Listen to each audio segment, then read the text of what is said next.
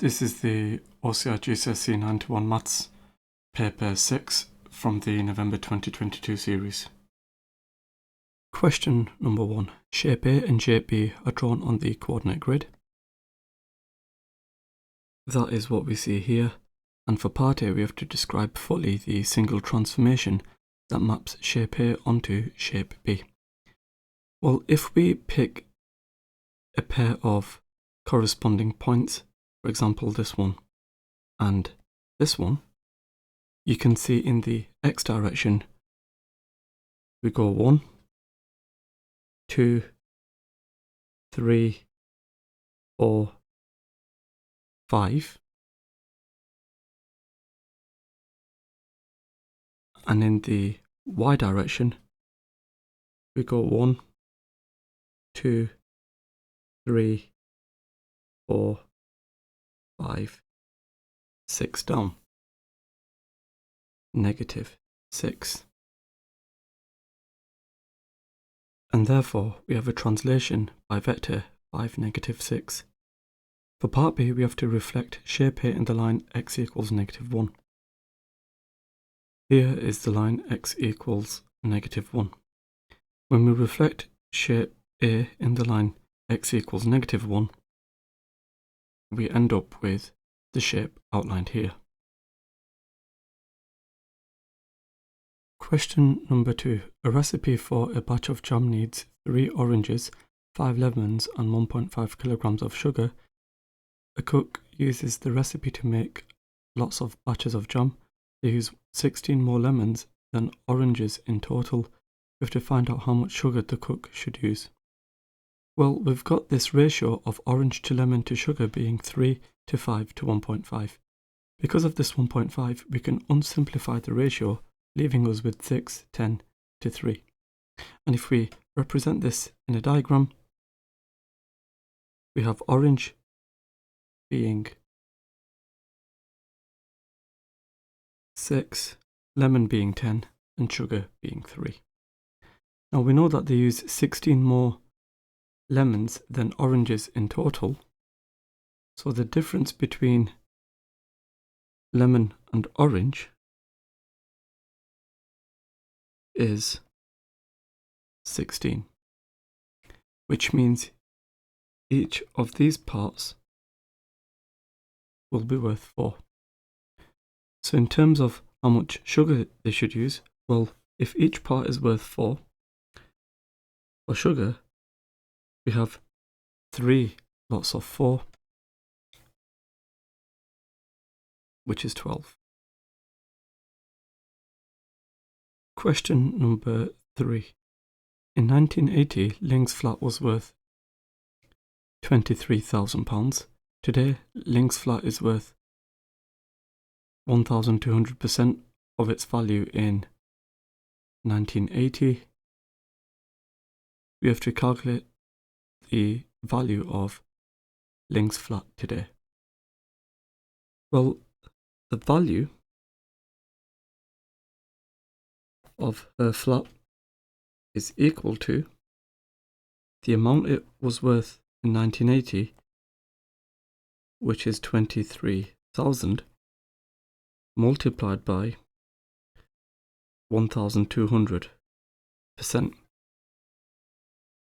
So if we work this out,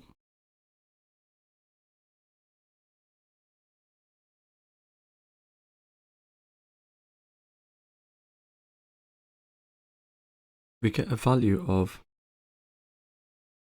£276,000.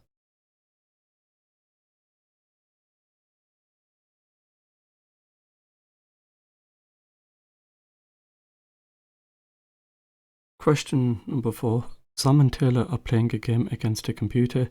They can win, draw or lose the game. Sam says, I think the probability of us winning the game is 0.3. Taylor says, I think the probability of losing the game is 0.75. For part A, we have to explain why Sam and Taylor cannot both be correct. Well, if we add the probabilities together, 0.3 plus 0.75 is 1.05. This is greater than 1. We know probability adds up to 1, and therefore they both cannot be correct. For part B, Sam is correct, the probability of them winning the game is 0.3. Taylor is not correct, the probability of them losing the game is actually 0.55. We have to complete this partially drawn tree diagram to show all the possible outcomes of playing the game twice. So we know that the probability of winning is 0.3, the probability of losing is 0.55, so the probability that we end up with a draw, that's 1 subtract 0.3 subtract 0.55. And it turns out that's 0.15. So we have the probability of draw being 0.15. So in the second game as well, we would have 0.15.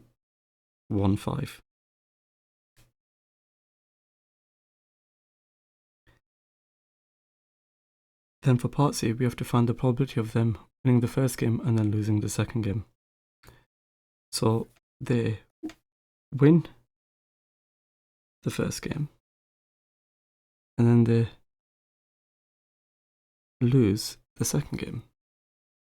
So this probability is 0.3 multiplied by 0.55, and if we work this out,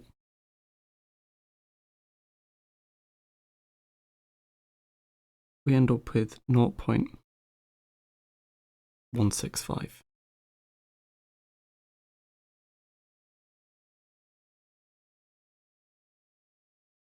Question number 5. In space, distances can be measured in astronomical units.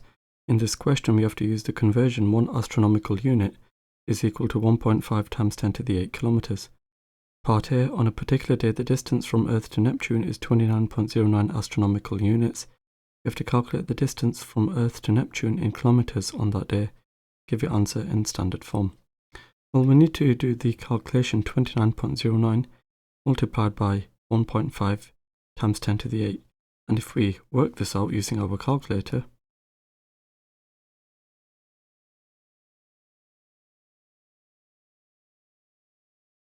we get the figure shown here. We get the value of 4,363,500,000. Now we need to give this in standard form. So if the decimal point is here, we need to move the decimal point 1, 2, 3, 4, 5, 6, 7, 8, 9 spaces to the left, leaving us with 4.3635 times by 10 to the 9. And if we want this rounded to a particular degree of accuracy, we can say that this is 4.4 times 10 to the 9. So we have 4.4 times 10 to the 9.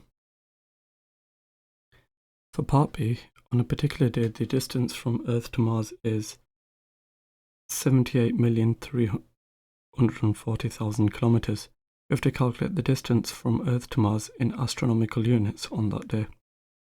Well, for this, we have to do the calculation 78,340,000 divided by 1.5 times 10 to the 8. So if we work this out, we have 78,340,000 divided by 1.5 multiplied by 10 to the 8. And if we work this out, we get 0.522, etc. So we end up with 0.52 astronomical units. Question number 6. A scatter diagram shows the number of visitors to a children's playground and the maximum temperature on 15 Saturdays in summer. For part A, we have to describe the type of correlation shown in the scatter diagram. Well, as we can see, as the maximum temperature increases, so does the number of visitors, and therefore we have a positive correlation. For part B, one Saturday was a hot but stormy day. We have to circle the most likely point on the scatter diagram for this Saturday.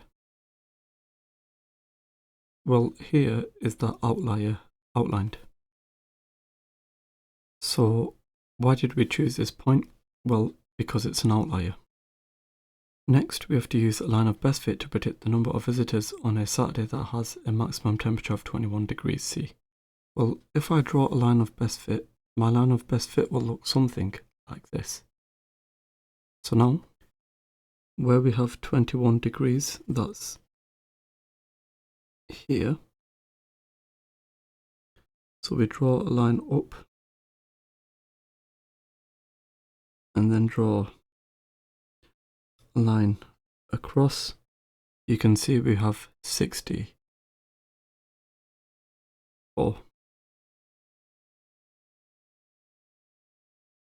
So we have 64 visitors.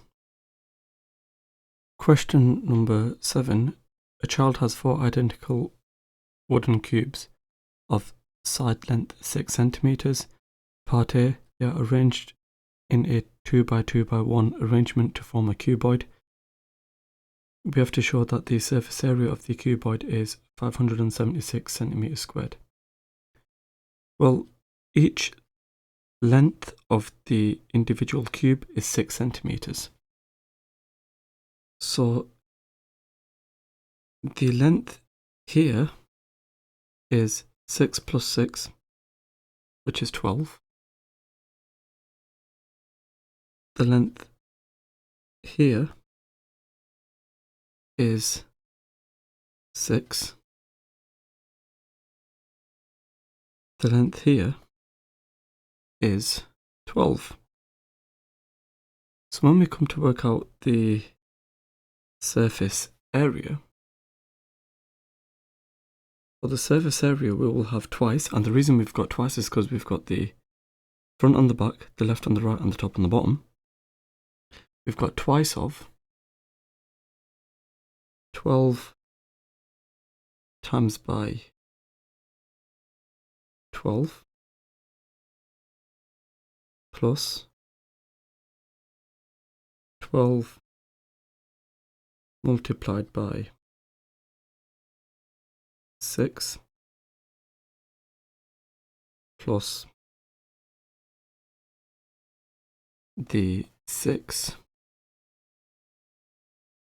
multiplied by the 12. So if we work all this out, it turns out we get 576 centimeters squared. For part B, the child rearranges the cubes in a 4x1x4 arrangement to form a different cuboid. We have to calculate the percentage increase in surface area for this cuboid compared with the 2x2x1 cuboid. Well, the length here will be 6 plus 6 plus 6 plus 6, which is 24. Then we've got the height here, which is 6. And then we've got the width here, which is 6. So therefore, in this case, for the surface area, we have twice the 24 times by 6, so that's the front.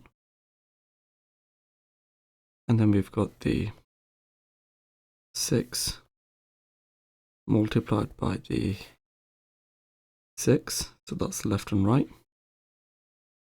And then we've got the 24 multiplied by the 6, so this will be the bottom. And if we work this out, we get 648. So for the percentage increase, we would have 648 subtract 576 divided by 576 multiplied by 100, and if we work this out,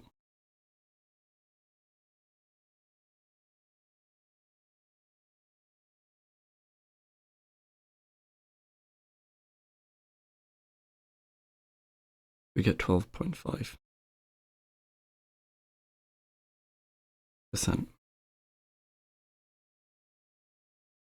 Question number 8. Triangles ABC and DEF are mathematically similar. The angle ABC is equal to the angle DEF. We have to calculate the perimeter. Well, let's see which sides correspond. We've got this side, which will correspond with this side.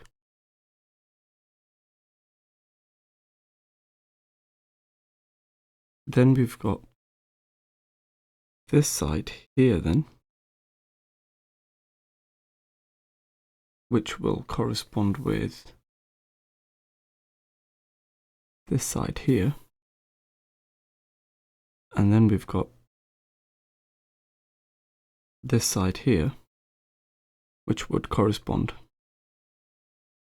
with this side here.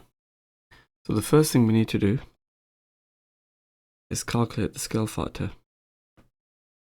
The scale factor will equal 25 divided by 10, which is of course 2.5. So to calculate what this length is, we would have 7 multiplied by the 2.5, which is 17.5. So here we've got 17.5 centimeters for the length AB. So therefore for the perimeter, we've got 17.5 plus 15 plus 25, which is equal to 57.5 centimeters. Question number 9.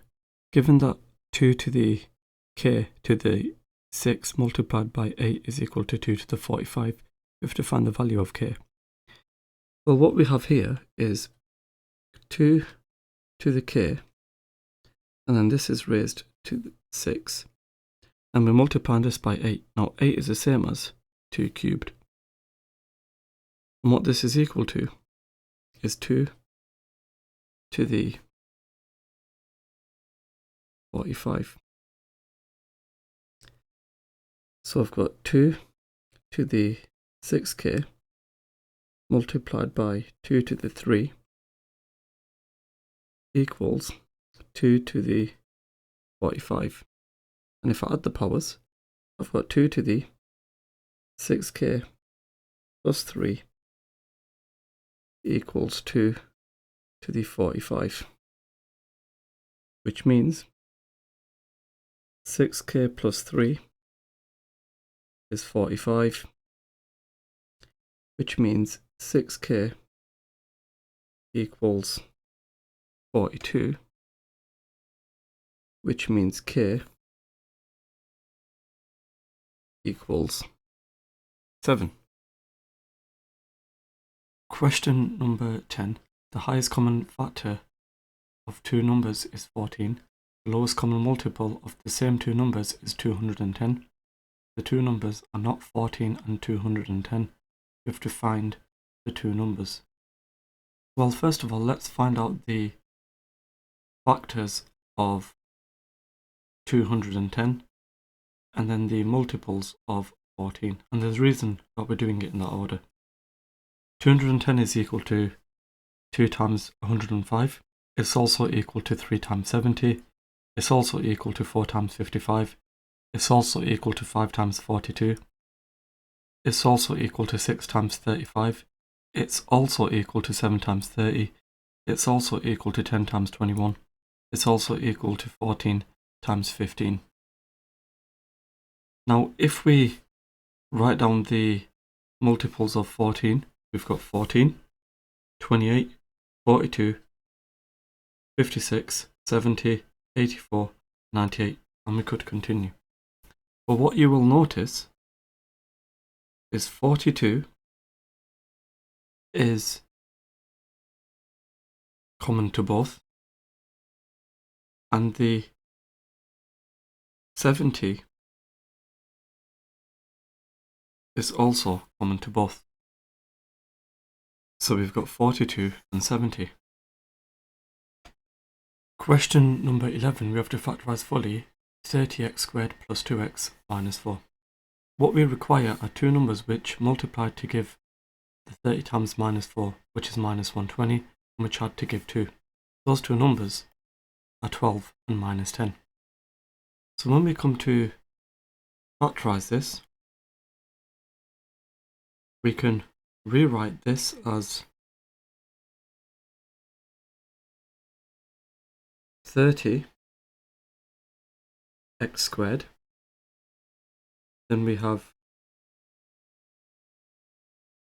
minus 10x plus 12x minus 4. And if we split this down the middle, and if we factorise the left bit, what's common to both terms is 10. We've got 10 on the outside, and we've also got the x on the outside, and what goes inside the bracket is 3x, and here we would have minus 1. What we want over here is a 3x minus 1, and 3x minus 1 multiplied by 4 gives the 12x minus 4. So now if we group the terms together, we can group together the 10x and the 4, giving us 10x plus 4. And we've also got the 3x minus 1 common to both.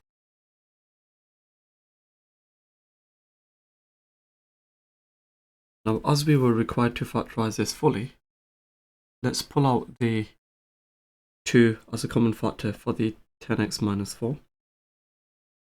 Then here we would have 5x plus 2 multiplied by 3x minus 1. So we have 2 multiplied by 5x plus 2 multiplied by 3x minus 1. Question number 12. The graph shows the speed of a car during the first 40 seconds of a journey. For part A, we have to write down the acceleration of the car between 10 seconds and 25 seconds. Between 10 seconds and 25 seconds, we can see that we've got a horizontal line. Now, in a speed time graph, if we have a horizontal line, that means the acceleration is 0. For part B, we have to work out the average speed of the car in meters per second during the 40 seconds. You must show your working. What we are required to do here is first of all find out the total area. The total area will give us the total distance travelled. So, to work out the total area, what we need is the sum of the two parallel sides. Now here we have 10 seconds going to 25 seconds, so we have 15. And then from 0 seconds to 40 seconds, of course we just have 40. And for the height,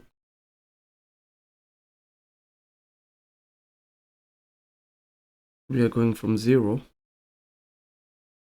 to 18.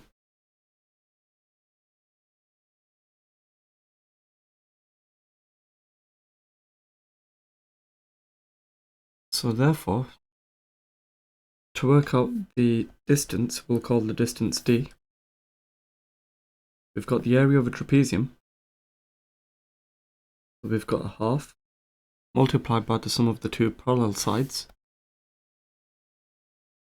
15 plus 40 multiplied by the total height of 18. So if we work out the total distance, in this case, we have 9 because we've got 18 times a half, multiplied by 15 plus 40, which is 495. So we have 495 meters. And therefore, for the average speed, we have 495 meters divided by 40 seconds, which is equal to 12.375 meters per second. So we have 12.375 meters per second. Question number 13, part A. Here is a function. We input something, we multiply it by t, we subtract 2, we get an output. When the input is 6, the output is 18, we have to find the value of t. So the input is 6. We then multiply this by t. We then subtract 2. We get an output of 18. If we add 2 to both sides, we can see that 6t is equal to 20, in which case t is equal to 10 over 3. So t is equal to 10 over 3. For part B, here is another function. When the input is x, the output is y. We have to write an algebraic expression for x in terms of y. Well, we start off with x. We then divide by 4. We then add 3. We get our output of y. We want x in terms of y, so we need to rearrange for x. If I subtract 3 from both sides, we've got x over 4 equals y subtract 3. And if I multiply by 4, x is equal to 4 multiplied by y subtract 3. So x is equal to 4 multiplied by y subtract 3. Question number 14. Part A. The time taken to paint a wall is inversely proportional to the number of people painting. It takes 40 minutes for 3 people to paint the wall if nobody stops painting. Layla, Mia and Nina start painting the wall. After 10 minutes, Layla stops painting. She leaves Mia and Nina to finish painting the wall. Assume that Layla, Mia and Nina paint at the same rate. We have to work out the total time taken to paint the wall. Well, it takes 3 people 40 minutes. We are told that in the question. So therefore, it takes 120 people minutes altogether. So if they work together for 10 minutes, that means 30 people minutes have been used up, which means that there's 90 people minutes left. So what we're saying is, we've got the 10 minutes where they stop, where Layla stops working, and then we've got 90 people minutes left over being split between Mia and Nina, which means here they have 45 minutes, which means altogether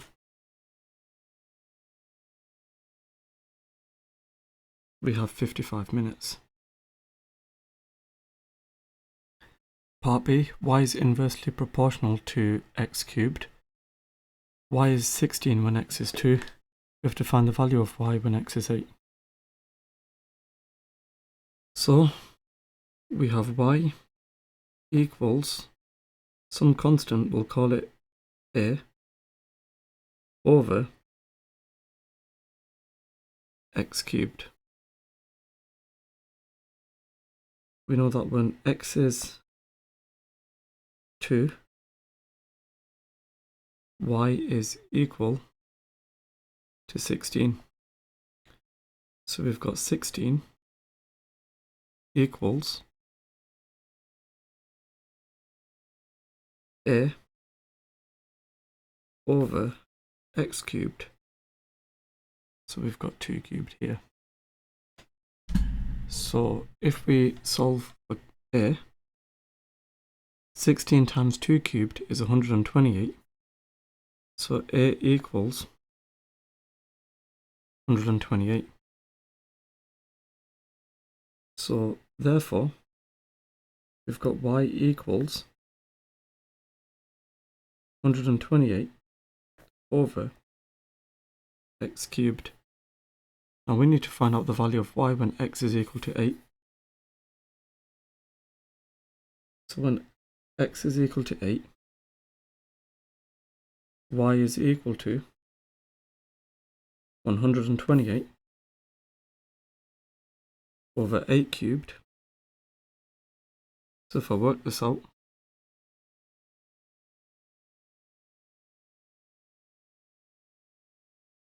we get 0.25.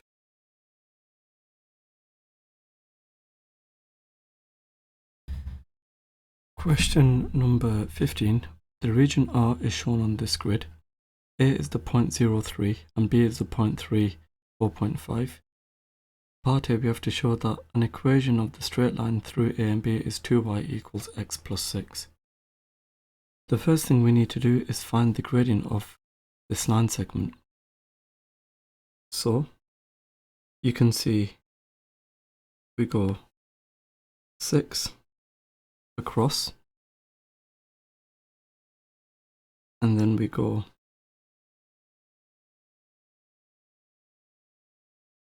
3 up. So therefore, the gradient is equal to the change in y,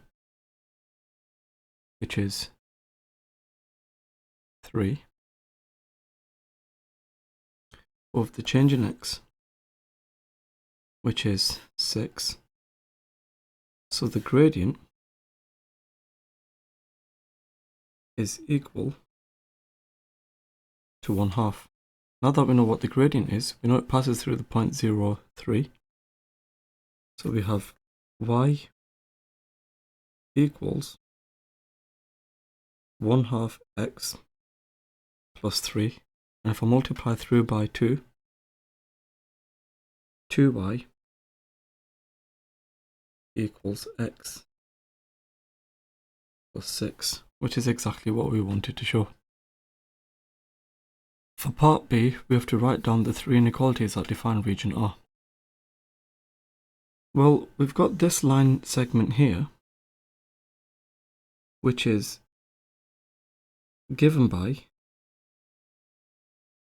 x plus y equals 3. We've just worked out what this line is. That's y equals, rather, 2y equals x plus 6. And then we've got this line, x equals 3. Now we are to the left of the line x equals 3, and it's a solid line, which means we have x is less than or equal to 3. Then we've got the region above this line, meaning we have x plus y is greater than 3. And then we've got the region below this line. So we've got 2y is less than or equal to x plus 6 because we've got a solid line. So these are our regions. Question number 16. A plane flies from London to Tokyo. The distance is 9,600 kilometers to the nearest 1,000 kilometers. The plane travels at an average speed of 820 kilometers per hour to the nearest 10 kilometers per hour. You have to calculate the shortest possible flight time of the plane. Give your answer in hours and minutes. Correct in the nearest minute. You must show your working. The upper bound of the distance is 9,650 kilometers. The lower bound of the distance is 9,550 kilometers. The upper bound of the speed is 825 kilometers. The lower bound of the speed is 850 kilometers per hour. So the lower bound of the time, which is what we want to calculate because it's the shortest possible time, that's equal to the lower bound of the distance divided by the upper bound of the speed. So we have 9,550 divided by 825. So if I work this out,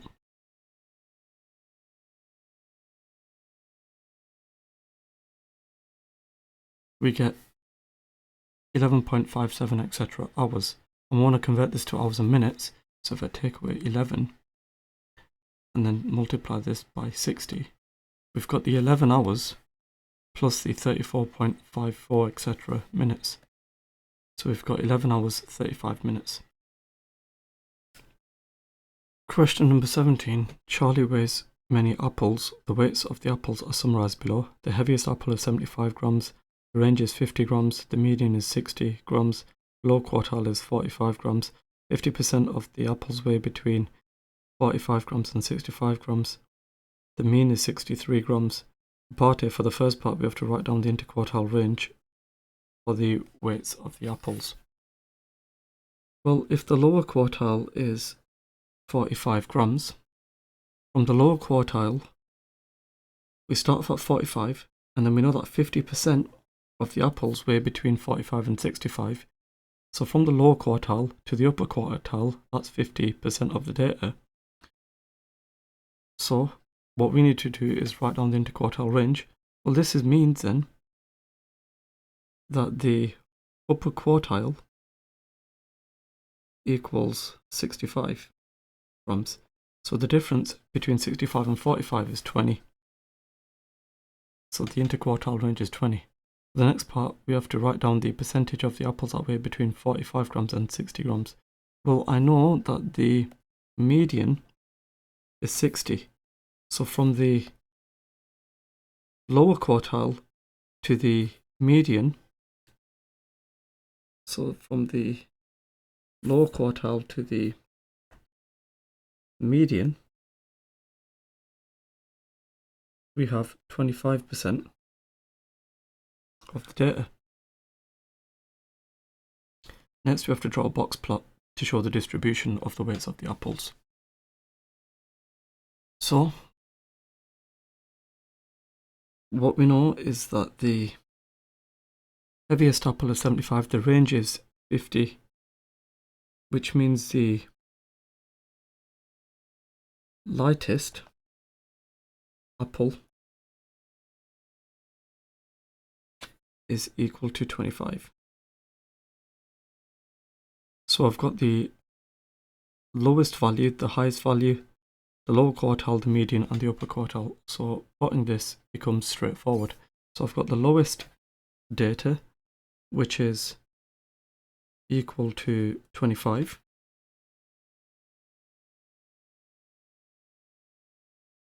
Then I've got the lower quartile, which is 45. Then I've got the median, which is 60. Then I've got the upper quartile, which is 65. Then I've got the highest value, 75.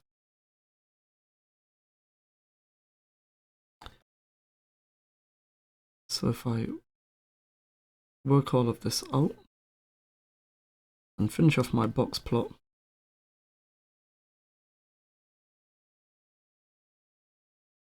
we have our box plot shown here. Part C, Charlie eats 2 of the apples. The apples that they eat weigh 58 grams and 66 grams. Charlie says the mean weight of all the apples was 63 grams. I ate one apple that weighed less than the mean and another apple that weighed more than the mean. Therefore, the mean of the remaining apples will still be 63 grams. Is Charlie correct? Well, let's suppose that there are 10 apples. That means, originally, the total weight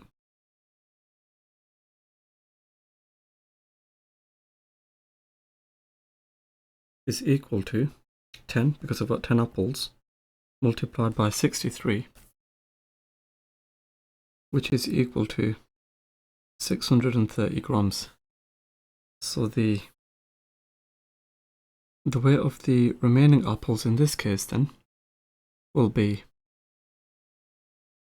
equal to 630, subtract the 58, subtract 66. If I work out what this is, we get 506 grams. So therefore, the new mean is equal to 506 divided by 8, because there's 8 apples, because 2 of them have already been eaten.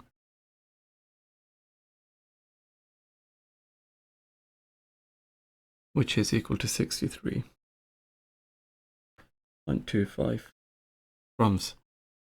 So therefore, we can see the mean increased, and therefore is incorrect. Question number 18. A circle has equation x squared plus y squared equals 100. The sketch shows the circle and 2 points A and B, which line the circumference of the circle. We have to write down the coordinates of the point A. Well, the radius is equal to the square root of 100, which is just 10. So if the radius is 10, that means the point A has coordinates 10 across, 0 up. Part B. Point B has x coordinate 3. We have to find the exact value of the y coordinate of B. So, using our equation, we've got x squared, so that's 3 squared, plus y squared equals 100. Y squared is therefore equal to 91, which means y equals plus minus the square root of 91. Now, because we are below the x-axis, we take the negative of this, so we've got negative the square root of 91. For part C, another point C lies on the circle and has a y coordinate that is 7 times its x coordinate. And if that's the case, then y equals 7x.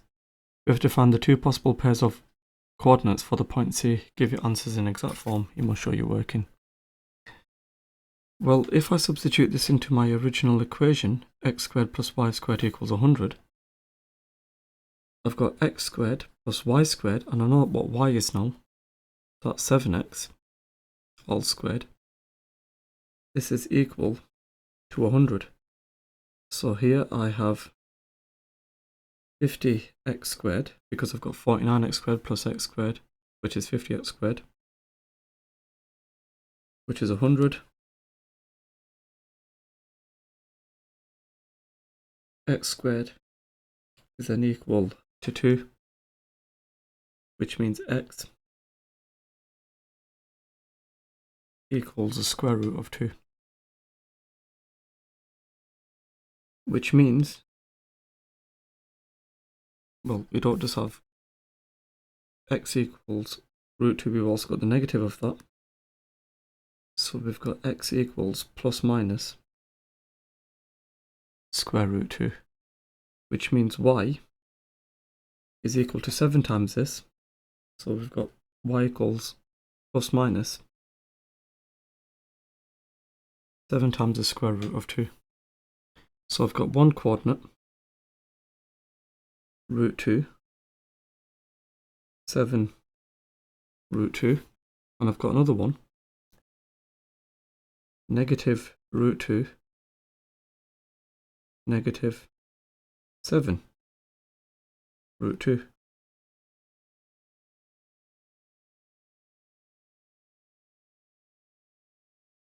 Question number 19. PQS and QRS are triangles. We've got PQ being 9 centimeters, QR being 8 centimeters, and RS being 13 centimeters.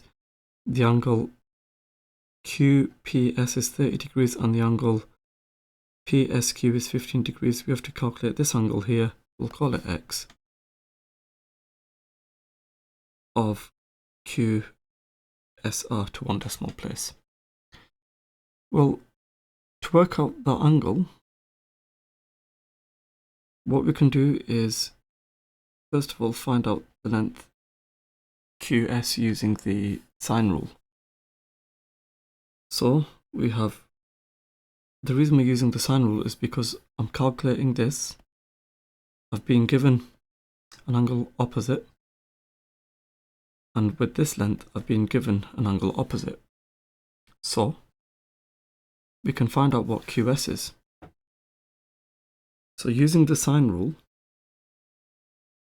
I've got QS over the sine of 30 equals 9 over the sine of 15. So let's find out what QS is. That's equal to 9 sine 30 over the sine of 15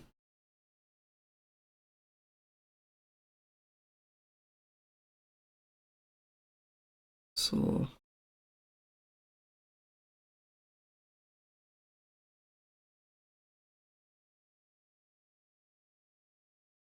we end up with 17.38, etc. So now I need to use the cosine rule. I know that this is 17.38, etc.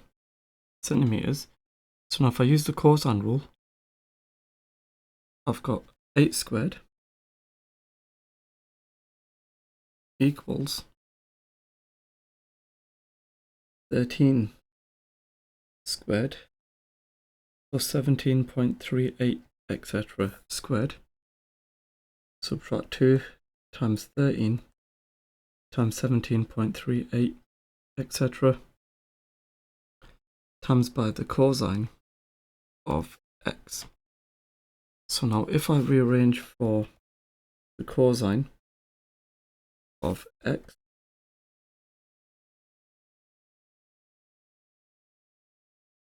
we've got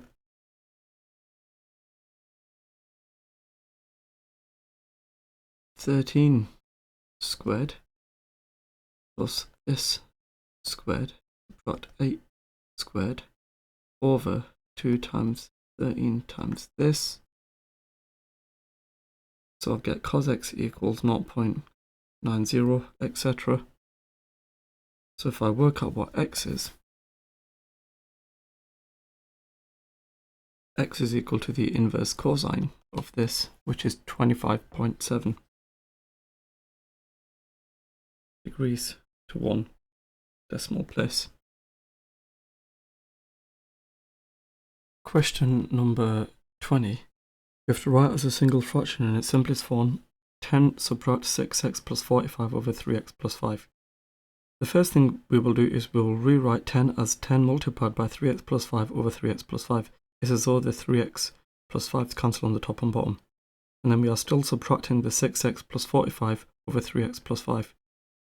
Now that we've got this common denominator, we can rewrite this as 10 multiplied by 3x plus 5 subtract then in brackets 6x plus 45, and we divide this by 3x plus 5.